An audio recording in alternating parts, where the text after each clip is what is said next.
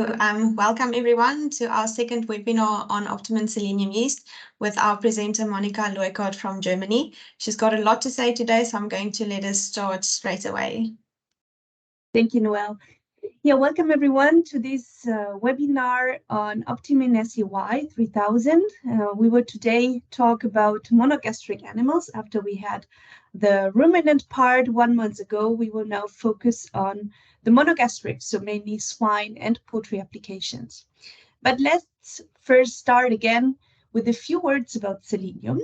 If you attended the first session, this will be a little bit repetition, but I think it's good to repeat some parts to keep them in mind. So a few selenium facts which are quite interesting, starting with where does the word selenium come from? Selenium comes basically from the Greek word for the moon. It was discovered 1817 by a Swedish chemist, and they found this element which was quite similar to an element which was previously discovered called tellurium. Tellurium is the Greek name for Earth.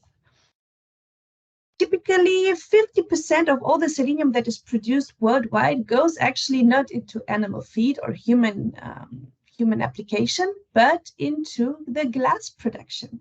And you might know this reddish glass, and this is typically containing selenium.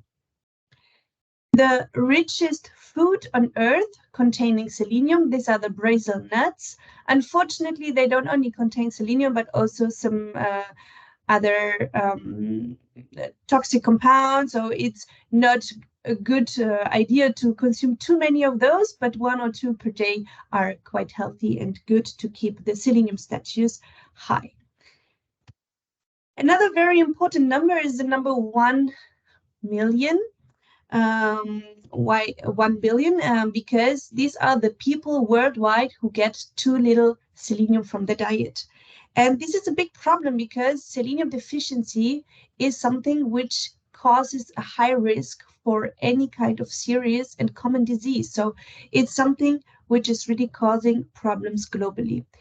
We know that supplements that are based on selenium yeast, they are quite good choices for human nutrition and for human supplementation because they contain a big variety of different selenium compounds.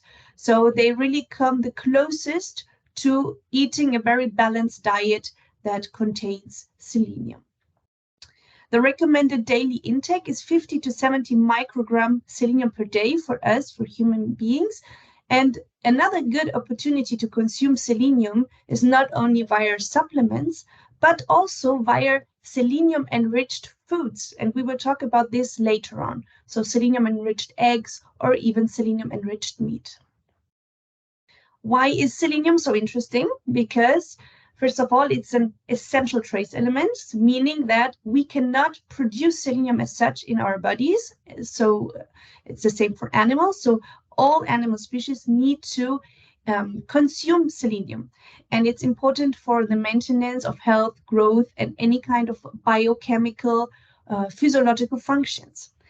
It can be found in the soil, in its inorganic or mineral form, or in plants and animal tissues in the form of organic selenium.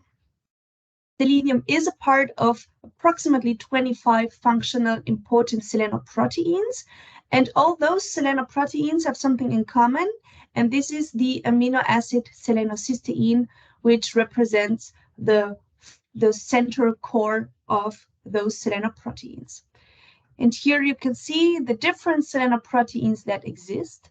They have different functions, so there are many that are involved in the antioxidant capacity. Some are part of the thyroid metabolism, so very important for growth, for temperature regulation in the body. Some are important for redox signaling and some others for protein folding. Selenium, as I said, is very important for its antioxidant role, for its thyroid and immune function, but also as a consequence, important for reproduction and fertility. And these are the main 3 reasons why selenium is used for animals, meaning that these are the main reasons why people care about which selenium source they are actually including into the animal diets. So what is the level to make sure that those functions are working very well in those animals. So where do we typically get selenium from? As I mentioned, we have selenium in the soil in its mineral form, but human and animals, they are not consuming soil. So naturally what happens is that the selenium from the soil is taken up by the roots of the plants and transformed into organic selenium forms in the crop biomass. So typically in the protein of any kind of biomass, we will find selenium in its organic form. Then animals, they are consuming plant protein, so they can ingest those organic selenium compounds, and then they incorporate it into their body. And for human, they can either consume selenium in its organic form from the plant protein or from animal protein. The only problem that we have is that the selenium content of grains and forage and any kind of plant biomass is typically very low in many countries of the world. This is linked to the low selenium levels in the soil. This is the reason why animals should be supplemented with extra dietary selenium to avoid any kind of deficiencies that we will talk about later on. But what is very clear is that for animals and for human, it's very natural to consume selenium in its organic form and not in its inorganic form that we can find in the soil. And then what happens? So after those animals, they ingest selenium, so they consume it in those different species forms that we know, so organic selenium forms that can be selenomethionine, can be selenocysteine, and other selenopeptides, etc. But also supplements that contain selenium. So for instance, selenized yeast, some synthetic selenomethionine compounds, but also the inorganic selenium forms that we still find a lot in animal diets. They all reach the gut, and then in the small intestine, they are absorbed. Some of them need to be converted first. For instance, the hydroxy analog of selenomethionine needs to be converted first into selenomethionine. Of course, yeast selenomethionine needs to be pre-digested, so meaning as it is part of the protein, we have to digest the protein first, and then selenomethionine can be absorbed. It all enters into the liver, and from the liver, it's distributed. So we have parts that enter into the so-called amino acid pool, meaning that selenomethionine, one of the important organic selenium compounds, enters into the pool of amino acids instead of methionine. It's then incorporated into the body protein, and it builds a selenium reserve.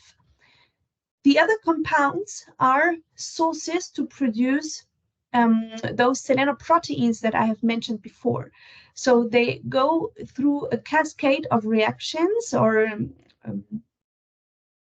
kind of reactions to build new molecules, especially this de novo selenocysteine that I have talked about, which is the functional core of those selenoproteins. During stressful periods, so typically what happens is that animals reduce their feed intake, and because of this also reduce the intake of selenium from the diet. But if there is a selenium reserve in the body, meaning that we have selenomethionine in the body protein, it can be released from those from muscles, etc., via the protein catabolism reactions, and then activate as a selenium source to continue building selenoproteins. So with the combination of selenomethionine and the other forms, you are able to serve both routes, so the direct usage to produce selenoproteins and the other route to produce the selenium reserve. But what is very important is that the main reason why selenium is supplemented is to cover the needs for the selenium protein synthesis, meaning that we want to have all the function on antioxidant, on the thyroid, etc. So this is the reason why animals need selenium in their diet. The bioaccumulation or the selenium reserve, this is really a tool to store selenium, but it's not the main reason to supplement animals with selenium. And now we will talk a little bit about Optimin SeY. What is Optimin SeY? It's an inactivated yeast which is enriched with selenium.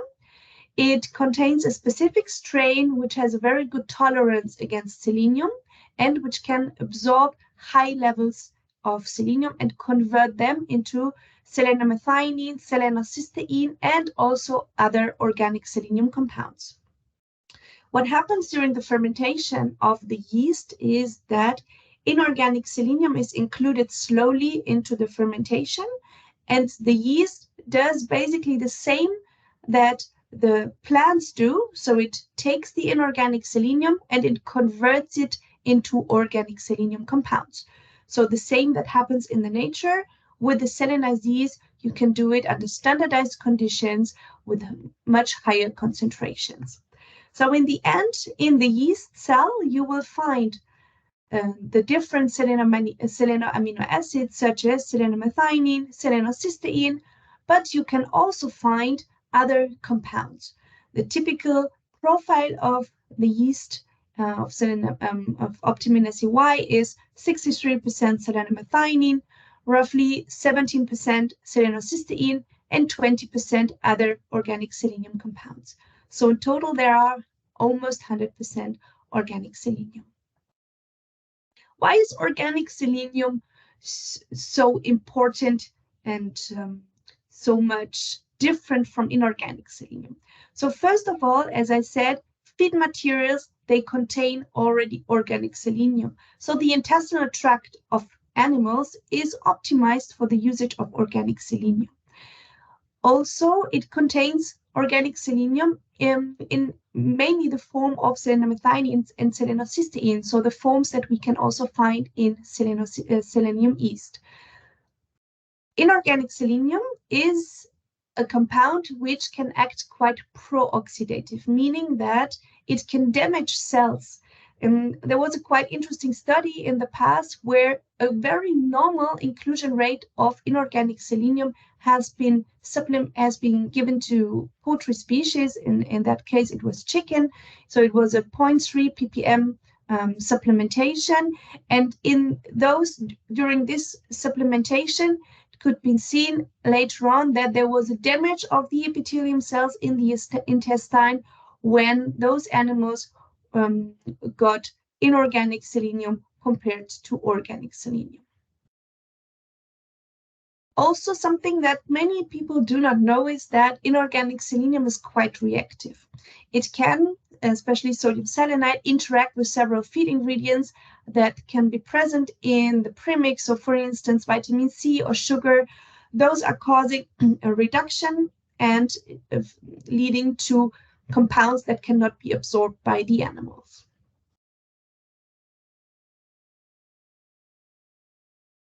The big difference between organic selenium and inorganic selenium is also when it comes to the route of absorption.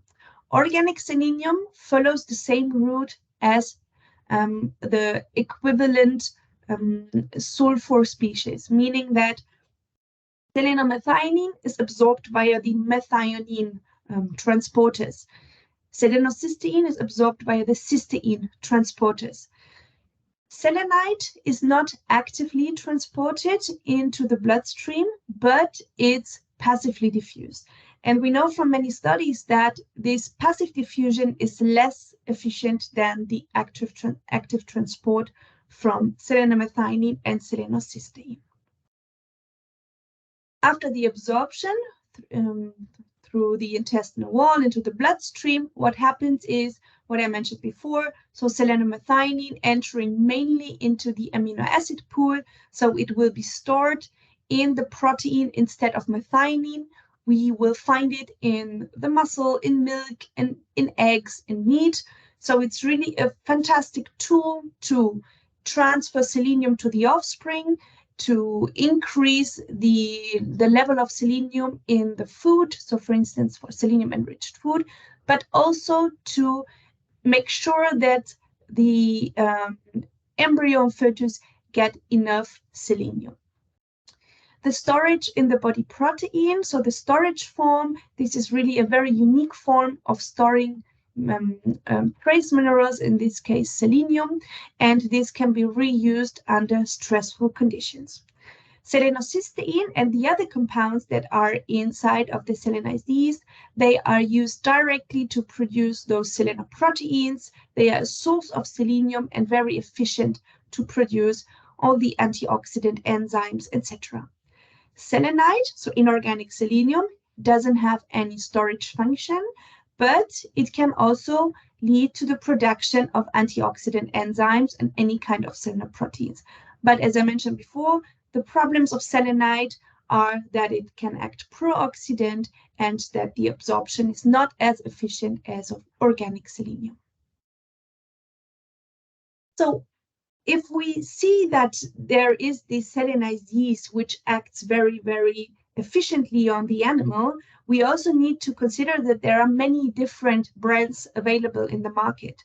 So all those selenized yeast, they are not the same. They may have different specification. They may have different production process. They can look completely different. What is very important is that those selenized yeast are need to be analyzed to make sure that the quality is good.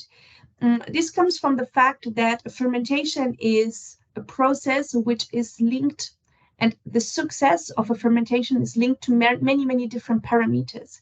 If you want to make sure that you have a good quality at the end, you need to control all those parameters, and still you should control the end product quality.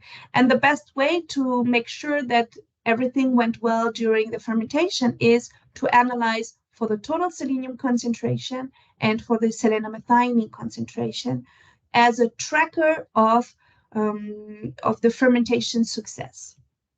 Also, an important part is to check the color of the yeast, because the color is also linked to the process. It can show you if everything went well during the fermentation, if the washing went well, etc. So those are very important parts to look at. Is there a certificate of analysis to check for the quality, and how does the product look like? As I mentioned, there are many, many factors that can influence the success of the fermentation. So first of all, it's important to not use any kind of strain, but to select a strain which has a good feature to really incorporate selenium into the protein. Not all the yeast strains can do that. And then another important part is the industrial fermentation. And here it's really important to check for all the pH, temperature, aeration, but also to check for the feeding profile. And with the feeding profile, I mean how much inorganic selenium and in which speed you include it into the fermentation. This will very much affect the quality at the end. But also the centrifugation and the washing to make sure that everything, the molasses and any kind of other ingredients that you have in the fermenter are removed from the yeast, so that you have the pure yeast. And another important part is the pasteurization. This means it's the inactivation of the yeast, because if you want to use the protein of a yeast, it has to be inactivated. You cannot use any kind of live yeast. It will not do the job that we need. And then the drying process, also very important to make sure to have a gentle dryer, to not overburn the yeast, as this could affect the protein digestibility. Another important part when choosing an organic selenium source is to see how stable it actually is in a premix, and especially in a premix over time. Because we know that synthetic selenomethionine sources that are in the market, they are not always stable in premixes, and you can have a loss due to any kind of oxidation that is happening in the premix. Selenized yeast are very, very stable, and in the case of Optimin SeY, you see that either in the poultry premix, in a ruminant premix, or in a swine premix, over time, there is no degradation of the active compound. So it's very, very stable and really the perfect choice for premixes. Looking into the comparison between Optimin SeY and other organic selenium sources. So as I've mentioned before, there are many different products in the market. They are more or less following a similar specification. They can be higher concentrated, a little bit lower concentrated, but what is quite consistent between those sources is they should typically have almost 100% organic selenium, which is not the reality, and that they should also contain more or less 63% selenomethionine. In the past, there have been a lot of testing in the market to see is the quality as on the specification or not. And I can tell you that globally speaking, there is a big variation in the markets. So these are samples that have been collected from different countries, different brands. I don't want to go into the details here. The only thing that I want to tell you is that those qualities are very different. So just to give you an idea, so we have in light blue, this is the total selenium concentration, and in dark blue, this is the selenomethionine concentration. Typically, the selenomethionine concentration should be in line more or less with the black line here, so at 1260 ppm, but you see that sometimes it's above, sometimes below, so there is generally a big variation, and this comes from the fact that the fermentation is something which really needs to be strongly controlled, plus the quality control at the end, which is crucial to make sure that you have a very consistent product. And this is the case for Optimin SeY, while we see that in other products that are sold in the market, it's not always the case. Comparing Optimin SeY with synthetic selenomethionine products, so what is the main difference? For Optimin SeY, as I mentioned, we have this natural combo of different selenium amino acids, so forms that we find in the nature, which are not synthetic or chemically produced, but it's really a natural combination. It's the most natural form of selenium that we can find because it combines all those compounds that we find also in plant protein. Some of the synthetic sources like HMSCBA needs to be first converted into selenomethionine before absorption, and this can have a loss of conversion of up to 20% depending on the species, so it's not 100% efficient for this aspect. In some territories in the world, there is also a difference when it comes to the usage in organic farming. So in Europe, for instance, Optimin SeY can be used in organic farming, while all the synthetic chemically produced sources are not allowed to be used in organic farming. And the stability, which is really superior. So for selenized yeast, they are stable for at least 36 months. So 3 years, it's a very long stability. Then the other comparison which is important to look at is in terms of bioavailability, and bioavailability is something which cannot be 100% measured, but what can be measured is something which is quite close to the bioavailability, and it's so-called the transfer rate. What is important about the transfer rate? The transfer rate basically measures how much of the consumed selenium ends up in a certain tissue. So it shows how much is absorbed and transferred into the protein of the animal or the produced proteins in milk, meat, eggs, etc. So it's a quite interesting parameter to look at because it takes into account the feed intake, the feed selenium concentration, but also the actual yield of the production. So for instance, the milk yield or egg weight, etc. It's a better way to compare the bioavailability between different sources than only measuring the concentration of selenium in a certain tissue, which we see quite often in the market. When you analyze the concentration, for instance, of selenium in the egg alone, without taking into account the feed intake, the feed selenium concentration, you might not have the right basis to compare, as the difference in feed selenium concentration or feed intake can be quite significant. So the transfer rate is a very good parameter to take all those parameters into account and to build a very good parameter which is close to the bioavailability. And this is what was done for Optimin SeY. So comparing the selenium transfer into the whole egg, we see that Optimin SeY compared to sodium selenide, so inorganic selenium, or synthetic selenomethionine products that we can find in the market, is much more efficiently transferred, significantly higher in terms of transfer rate into the whole egg. So with Optimin SeY, which is around 70%, so 70% of the feed selenium ends up in the egg, while for sodium selenide, it's a little bit more than 40%, and for the synthetic sources, it's between 50 to 60%.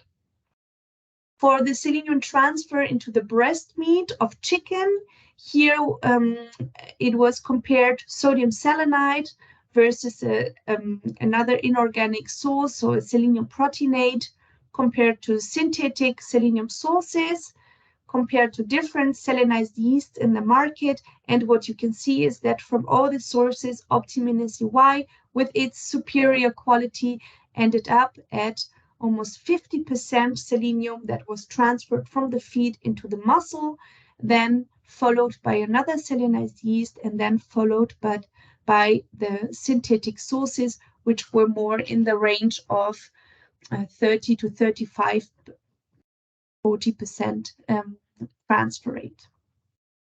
But what you can see here is quite interesting, that not all the selenized yeast act the same. So even though we have the comparison of 4 different selenized yeast, they can act very, very differently, really linked to the production process and the quality of those selenized yeast. Also, the transfer into milk.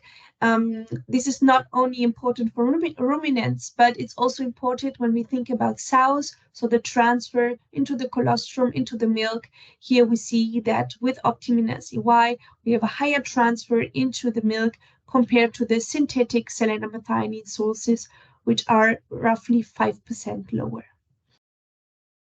So just to summarize, so with Optimin SeY, we have a premium source of natural organic selenium. It's very consistent and in quality, and the quality is guaranteed on the COA. We have an optimal combination of different organic selenium forms and a superior bioavailability. It's proven stable during storage and in premix. This is something which is very advanced compared to the synthetic sources. So now we will talk about animal application. So we will step back from the competition and the technical part, but we will really focus on the benefits in animals. And here I would like to start with what are actually the signs of selenium deficiencies in monogastric animals, and we will start with swine. So the first one, when we talk about boars, how do we see that those animals may be deficient in selenium? Mainly due to the reduced sperm motility. So this is something which is very, very much linked to selenium, because the part of the sperm cell which is, let's say, the engine of the sperm, so it's really acting for the motility, this is very high in selenium. And if there is a low level of selenium, this whole system doesn't act very well, and this can lead to this reduced sperm motility. For sows, how we can see selenium deficiency, it's linked to everything with mastitis, metritis, agalactica. We can see retained placenta, an infrequent milk letdown, a prolonged parturition, chronic infections. So these are typically things where a selenium deficiency can be behind. Sows that are deficient in selenium will also lead to deficient piglets. And here for newborn piglets, what we see is when they are deficient in selenium, we have a weakness, there can be an iron toxicosis, and there can be a lot of piglet diarrhea going on. For older pigs or older piglets, or 4 to 12 weeks old piglets, if there is a severe selenium deficiency, there can be a dietary liver necrosis, the mulberry heart disease, which can lead to sudden death, a muscle degeneration, so myopathy, and there can be any kind of gastric ulcers. So really very complex symptoms that we can see when selenium deficiencies are occurring. For the mulberry heart disease, this is something where people, and also the dietary liver necrosis, where people directly see, okay, this must be a problem of selenium. But for the others, it's something which is not 100% solved. Whenever anyone sees, oh, the piglet has diarrhea, the first thing that comes to mind is not selenium, and this is a problem because it's not tested frequently, and this is often causing these problems. So what are the benefits then if we have a good bioavailable source of selenium in swine? So we can increase the selenium meat content. This is something which is important for us human, because we also don't want to be deficient. It can also lead to less meat oxidation. So it can increase the shelf life of meat and keep the meat in a better quality. Everything which is linked to reproduction, so improved semen quality, generally less selenium deficiencies, fewer piglet mortalities, but also selenium transfer. And selenium transfer, this is something that an inorganic selenium cannot do. This is clearly linked to organic selenium, and this means to improve the selenium transfer, to enhance natural immune defenses of piglets, and to reduce nutritional muscular dystrophies. What are the recommended levels of selenium for swine?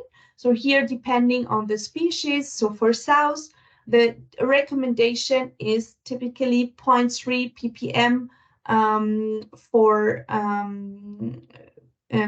total selenium, but in combination of organic selenium and inorganic selenium during the gestation phase and lactation phase, to really make sure that there is a high transfer of selenium to piglets and into the colostrum to improve the quality, but also to improve the piglet immunity.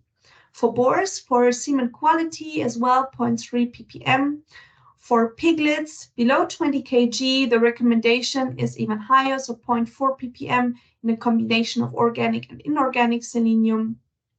And for fattening pigs, whenever you have challenging conditions and you want to maintain the meat quality high, here it's also to include 0.2 ppm in a combination with inorganic selenium to make sure that the antioxidant status of those animals is high and the meat quality as a consequence as well. So let's have a look into the selenium status improvement of sows and how it can be transferred to the piglets. So this is a study which is quite old, but very, very interesting, because what was done in this study was that organic selenium compared to inorganic selenium was provided to sows 6 days before farrowing. Calving, I see I have a small mistake here, before farrowing until 14 days in milk. There were different treatments, or there was a basal diet without any selenium.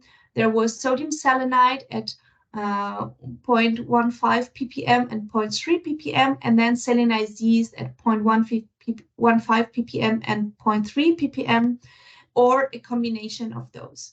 And what they tested was they measured the selenium concentration in the blood or in the serum of sows, and later on also in the milk and in the serum of piglets. So let's first have a look into the sows. The blue line that you can see here, this was the level of selenium in average of the sows before the supplementation started. So it was at 0.14 milligram per liter selenium. After, after 14 days, so 14 days after farrowing, what happened in the basal diet? The level decreased, so it's quite normal. If you don't include any selenium in the diet, it will decrease over the time. For the inorganic selenium, so the low dose and the high dose in gray and black, it increased significantly compared to the basal diet. Oh, sorry. And for the organic selenium, it also increased. So the 0.3 ppm organic selenium increased it, not significantly higher, but numerically higher compared to inorganic selenium. So what we can conclude here is that both inorganic and organic selenium were able to increase the selenium status of the sows after 20 days of supplementation. So inorganic selenium works quite well as organic selenium. But the big difference is coming here. While inorganic selenium was working in the sow, it didn't have any impact on the piglets. So when it comes to the selenium secretion into the milk, so it means how much selenium was transferred into the milk of the sow, so in the colostrum, you see that for the inorganic in gray and black, there was no difference compared to the basal diet in light blue. While all the organic selenium groups, they had a significantly higher level of selenium in the colostrum, and the 0.3 ppm selenized yeast was the highest, significantly higher compared to the lower dose. The same pattern for 14 days, so also a significant increase for the organic selenium. And this was then transferred into the piglets. So after 14 days, they measured the selenium concentration in the serum of piglets, and you see there was no significant increase for the inorganic selenium compared to the basal diet, while only organic selenium was able to significantly increase the selenium concentration in the piglets. So if we can summarize, inorganic selenium works quite well for the sow, but it cannot help to really transfer this selenium to the piglet, what we want to have, because this is the only way how those 2-3 weeks old piglets can get selenium through the milk. So here the only possibility to increase the level of selenium and improve the immunity of piglets is to go for organic selenium, as it's very efficient to be transferred into the milk. Then when it comes to meat quality for pigs, it's something which has been tested in many different studies. So I just want to show you one, which is comparing inorganic selenium and organic selenium. They measured the selenium concentration in the meat first. So there were 2 trials where those different sources were provided to the pigs for either 3 months or 4 months, and in both cases there was a significant increase in the selenium concentration compared to sodium selenite. So it was increased in trial 1 by 53% and in trial 2 by almost 100%. But what was more interesting than the selenium concentration in the meat was the link to the meat oxidation. And meat oxidation means here in this case the lipid oxidation. So they measured the MDA content in the meat. So after day 1 or day 7 in trial 1, or in the second trial, they extended it till day 12. And what you can see is that overall there was a strong decrease in lipid peroxidation, so much lower MDA levels in the meat samples from the Optimin SeY fed pigs. So overall, we can say that using organic selenium compared to inorganic selenium allows to improve the pork meat quality, so to reduce really the level of lipid peroxidation, and this is linked to the antioxidant status, which is higher in animals that get a better bioavailable organic selenium yeast. Now we will move into poultry. And the selenium deficiencies that we see in chicken and laying hens are quite different from what we see in other animal species. So in chicken, it's really linked to tissue integrity. So growing chickens, they can have exudative diathesis, meaning that there can be early signs of ruffled feathers, that usually occur like 3 to 6 weeks of age. It can, of course, depend on the degree of deficiency, and those edema result in weeping of the skin. It can be seen on the inner surface of the tides and the wings, and the birds bruise easily, and large scapes often form on old bruises. So in laying hens, we see something different. So in laying hens, we don't see this tissue damage, but we see something which is more linked to egg production, hatchability, and feed conversion, which are adversely affected when those animals are suffering from selenium deficiency. So very, very different. The benefits that we see in poultry are for the product quality. So when we think about animal product quality, so an increased meat selenium concentration again, an improved carcass quality, improved nutritional egg quality, and also improved bone stability. Then everything which is linked to reproduction, improved hatchability, improved egg production parameters, and again, the selenium transfer, so improved transfer from the hen to the chick and to lower risk of muscular selenium deficiencies.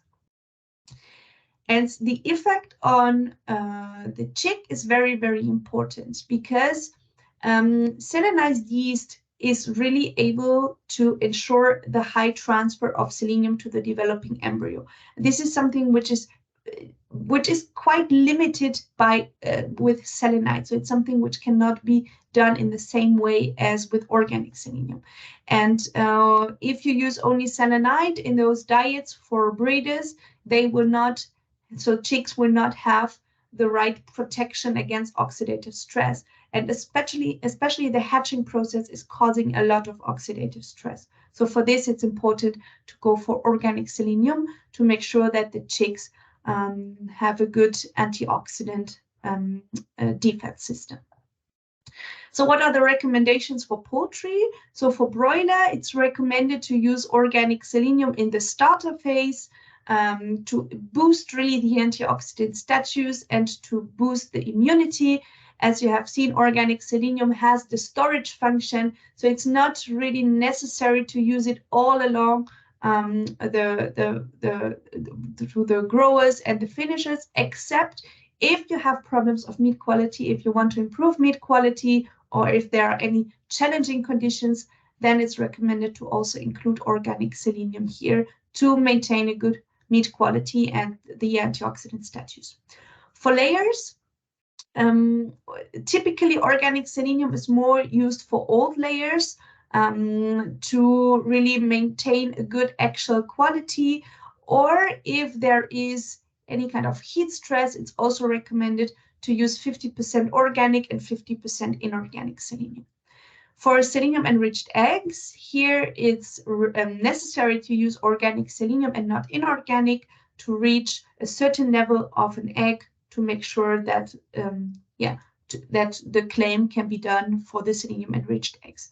Breeders, a very important recommendation to use organic selenium to improve chick quality and increase hatchability. So let's have a look a little bit into the reproductive performance of poultry. So a first study I would like to show you is the impact of organic selenium on the male broiler breeder performance. So this is a study which was done for 4 months. So for 4 months, male broiler breeders got either organic selenium or inorganic selenium, so 0.2 or 0.2 ppm of selenite or Optimin SeY. And then they calculated the number of marketable chicks, or the percentage.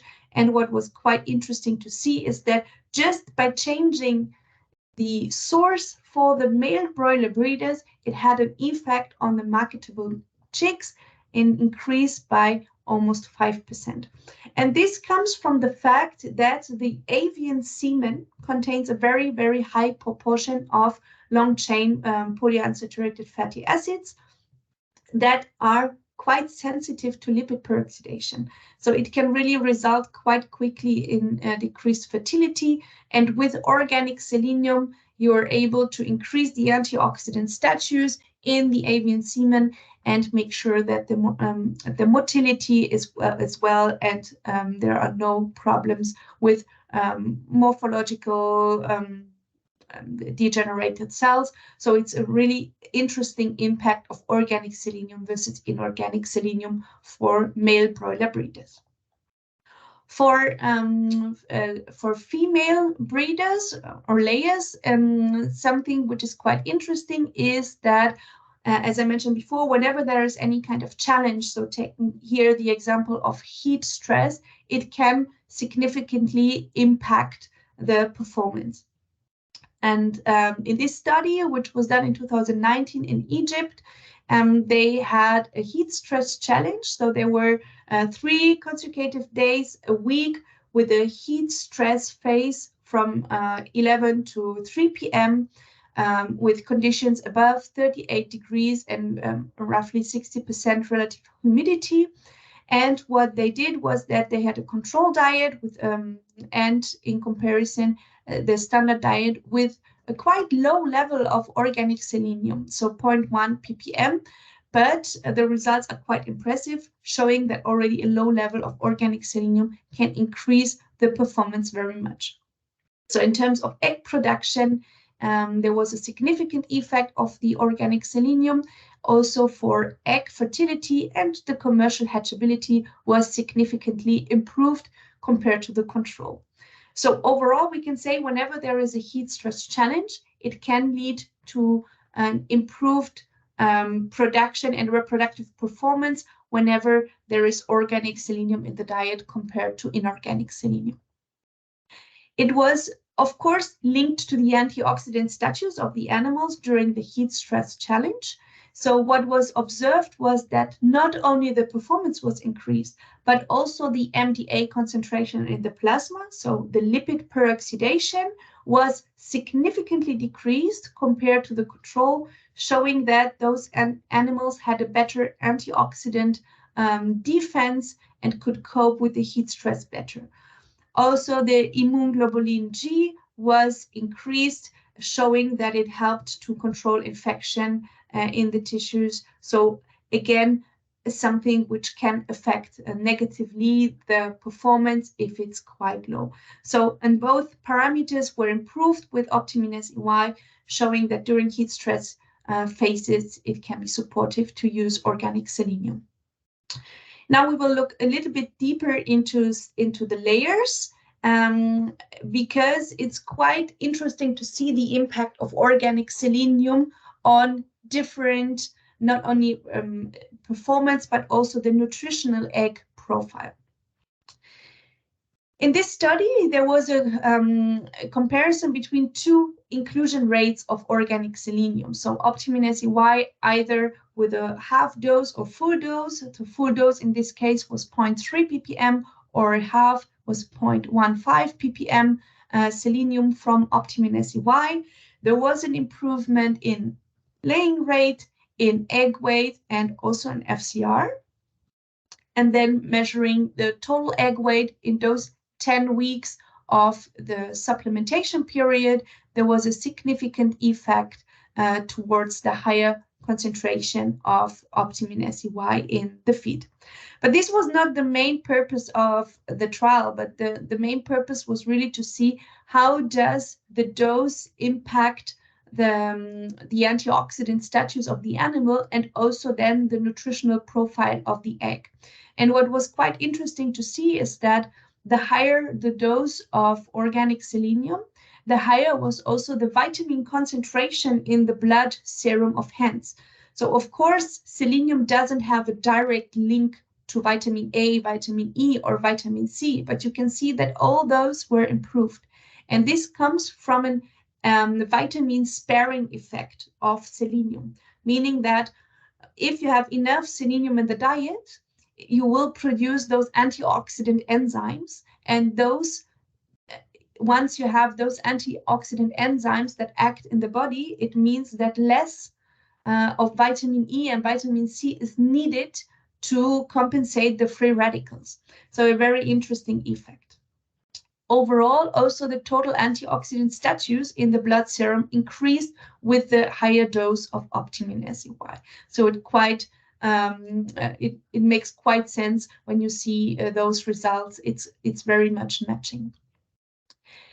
Something which was quite interesting to see was also the nutritional egg profile, and this is an effect which is often seen by organic selenium, and it's the effect that the ratio of omega-6 to omega-3 is improved, meaning that we have less omega-6 in the egg and more omega-3, which is quite beneficial.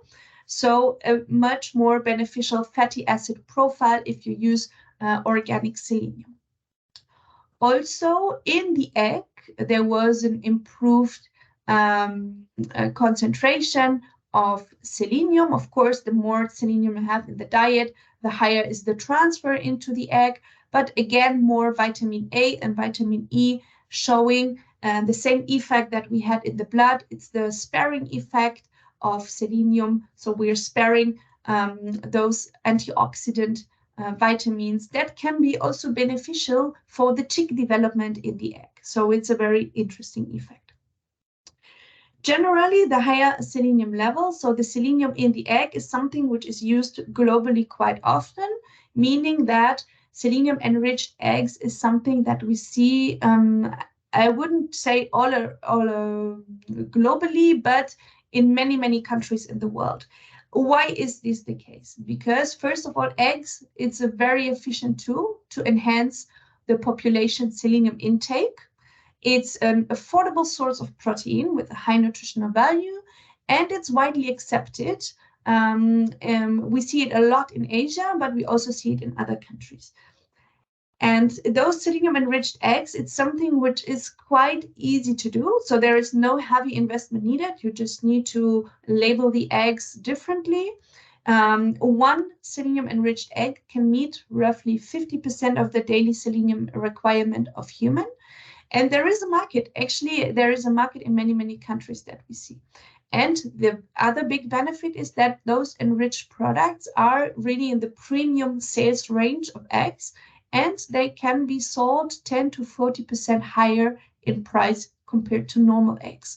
And as I mentioned, it's no heavy investment needed. The only thing that you need to do is to replace the inorganic source by an organic source. And like this, you can produce those selenium-enriched eggs for human consumption. So last but not least, I would just quickly like to also talk about meat quality in broiler. Just two studies that I would like to show you on the effect of selenized yeast versus selenite on meat quality. So this is a study which was done quite a while ago, but it was quite impressive because it clearly shows the effect of organic selenium versus inorganic selenium. So when it comes to carcass yield, there was no difference between selenite and selenized yeast. When it comes to carcass drip, there was at 24 hours, there was a slightly numerical improvement with selenized yeast. But the big impact was coming from the drip loss linked to the fillet. At 24 hours, you see that it was decreased by half due to the selenized yeast compared to selenite. The tissue selenium, so the selenium concentration, was more than double. In another study where the dose was also taken into account, what we can see here is that comparing the drip loss at 24 hours for the low dose, so 0.1 ppm, there was already a significant effect of the selenized yeast versus selenite, but at 20.25 ppm inclusion rate, the decrease of the drip loss was generally much higher, and still we could see a very high significantly impact of the organic selenium versus inorganic.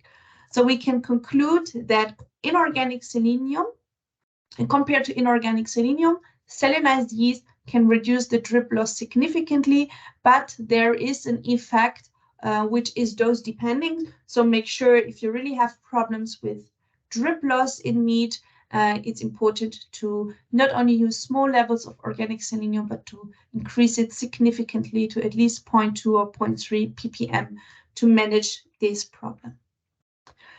So I'm at the end of my presentation, just right in time. I would like to summarize this session in terms of take-home messages. What I wanted to tell you today is that there are mineral selenium sources like selenite that are quite, I would say, cheap solutions to supplement animals, but they have clearly limits. And this is what we have seen. You have no storage function, they can act pro-oxidant, and they are not, especially when we talk about sows or chick, it's something where we don't have this transfer function that is very highly needed.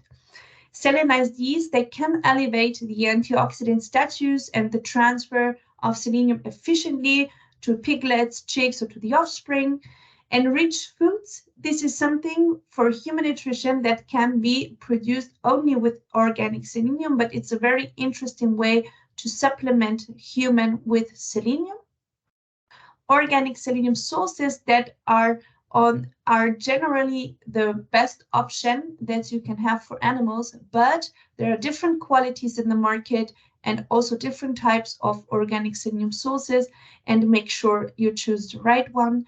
And Optimin SeY contains the combination of different natural selenium compounds.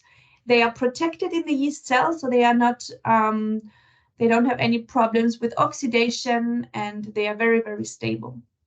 Last but not least, a high and consistent quality really ensures to have a good bioavailability. So if you're looking for an organic selenium source, it's important to have to make sure that there is a COA behind, that the products are tested to ensure that you have the good results that you are looking for. So thank you very much.